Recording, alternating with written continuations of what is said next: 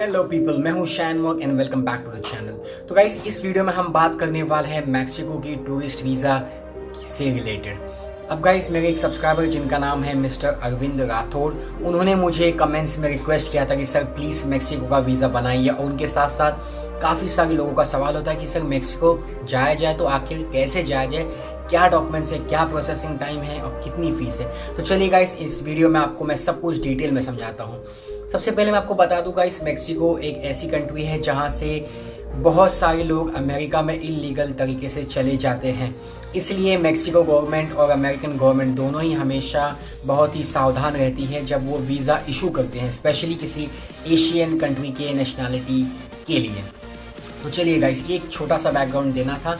Mexico बहुत ही beautiful, बहुत ही खूबसूरत कंट्री है। आप वहाँ जाके बहुत सारी मॉन्यूमेंट देख सकते हैं, हिस्टोरिकल प्लेसेस घूम सकते हैं। तो चलिए, सबसे पहले हम बात करेंगे डॉक्यूमेंट्स के बारे में।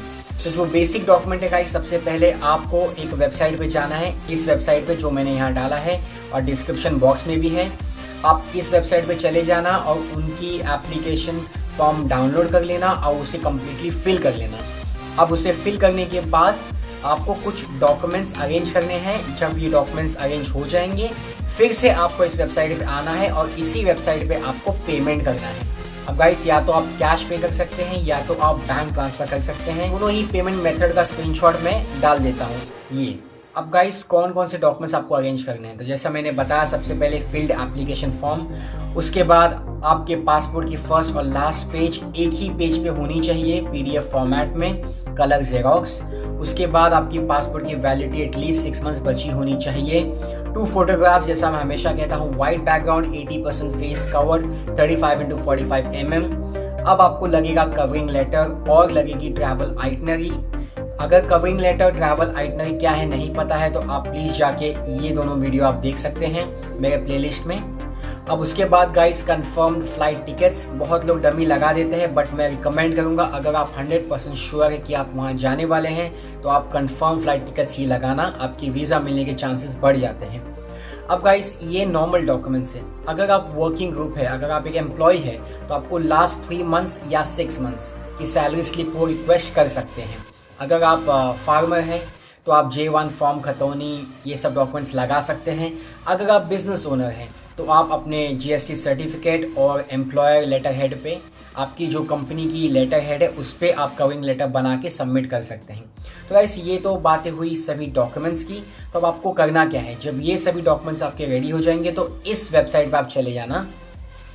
इस वेबसाइट पे आप जाके, जैसा मैंने आपको बताया, पहले आपको ऑनलाइन फॉर्म इसी वेबसाइट से डाउनलोड करना है, फिर आपको अपॉइंटमेंट बुक करना है, उसके बाद आपको पेमेंट करना है। पेमेंट करने के लिए मैंने आपको बता दिया है, कैश और बैंक ट्रांसफ़र, दोनों की डिटेल्स ये रहे।